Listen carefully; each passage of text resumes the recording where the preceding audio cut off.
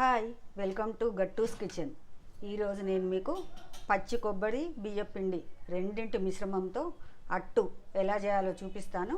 చూడండి, మనం శ్రావణ మాసంలో కొబ్బరికాయలు చాలా కొడతాం కదా, గుళ్ళలోకి వెళ్ళి ఇంట్లో పూజలు చేసుకొని వ్రతాలు చేసుకొని అలా పచ్చి కొబ్బరి ఫ్రెష్ది ఉన్నప్పుడు ఇలా చేసుకోండి, చాలా బాగుంటుంది. బ్రేక్ఫాస్ట్గా చాలా చాలా బాగుంటుంది. నేనైతే ఇందులో పచ్చిమిర్చి పేస్ట్ వేసాను, అవసరం లేదు. కావాలంటే ఇలా నేను అల్లం పచ్చడి పెట్టుకున్నాను, ఏదైనా చేసుకోవచ్చు, మన ఇష్టం ఉన్న పచ్చడితో తినవచ్చు. ఇది ఎలా చేయాలి ఏంటి చూపిస్తాను, చూద్దామా మరి. పచ్చి కొబ్బరి అట్టు చేయడానికి ముందుగా ఒక అరకప్పు పచ్చి కొబ్బరి తీసుకున్నాను. ఇప్పుడు శ్రావణ మాసం కదా, పచ్చి కొబ్బరి చాలా ఉంటుంది అందరికీ. దీన్ని ఇలా బ్రేక్ఫాస్ట్గా చేసుకోండి. ఇందులోకి ఒక 8 వరకు పచ్చిమిర్చి ఇలా మధ్యలోకి కట్ చేసి వేసుకోవాలి. సరిపడినంత ఉప్పు, నేనైతే 3/4 స్పూన్ వరకు వేసుకున్నాను. ఇందులో బియ్యపిండి కూడా కలుపుతాను కాబట్టి పచ్చిమిర్చి అన్నింటికి కలిపి ఎక్కువ వేసాను. మీరు తినే కారాన్ని బట్టి వేసుకోవచ్చు. ఇందులోనే ఒక 1/4 కప్పు వరకు పెరుగు కూడా వేసుకొని మెత్తగా గ్రైండ్ చేసుకోవాలి. కొంచెం నీళ్ళు కూడా పోసుకొని గ్రైండ్ చేసుకోవాలి. ఇప్పుడు ఒక గిన్నె తీసుకొని ఏ కప్పుతోటైతే మనం అరకప్పు పచ్చి కొబ్బరి తురుము తీసుకున్నానో అదే కప్పుతో 3/4 కప్పు బియ్యపిండి తీసుకొని ఈ బౌల్లో వేసుకోవాలి. ఈ బియ్యపిండిలో పచ్చి కొబ్బరి మిశ్రమం కూడా గ్రైండ్ చేసుకున్నదంతా కలుపుకోవాలి. ఇందులో ఈ మిక్సీ కడిగిన నీళ్ళు కూడా పోసుకోవాలి. 1 స్పూన్ జీలకర్ర వేసుకోవాలి. సన్నగా తరిగిన కొత్తిమీర వేసుకోవాలి. ఇదంతా చక్కగా కలుపుకోవాలి. మరీ పల్చగా మరీ చిక్కగా కాకుండా కలుపుకోవాలి.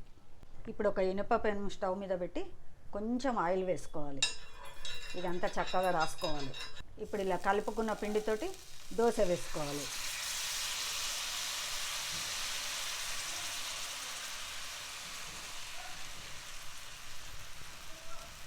కొంచెం మీడియం మంట మీద పైన కొంచెం నూనె వేసి కాల్చుకోవాలి.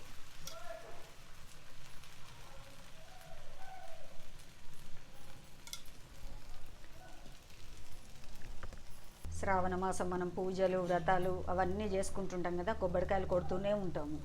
అలా కొట్టినప్పుడు వాటిని ఇలా చేసుకోవచ్చు. ఇది కొంచెం వేగనివ్వాలి.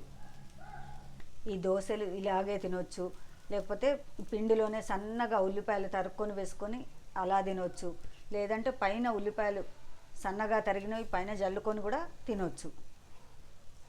ఇందులో మళ్ళీ మనకు చట్నీ అవసరం లేదు, ఏది అవసరం లేదు, సింపుల్గా అయిపోతుంది. చాలా బాగుంటాయి టేస్ట్. ఇలా ఒకవైపు కాలినాక ఇంకో వైపు కూడా తిప్పుకొని కాల్చుకోవాలి. మీడియం మంట మీద మెల్లిగా కాల్చుకుంటే చాలా బాగా వస్తాయి, కమ్మగా చాలా బాగుంటాయి ఈ దోశలు. ఇంకో వైపు కూడా ఇంకా కొంచెం కాల్చుకుందాం. కరకరలాడాలంటే ఇంకా పల్చగా చేసుకోవాలి, చక్కగా కరకరలాడతాయి. చూడండి, 2 వైపులు కాలింది కదా. దీన్ని ఒక ప్లేట్లోకి తీసుకుందాం.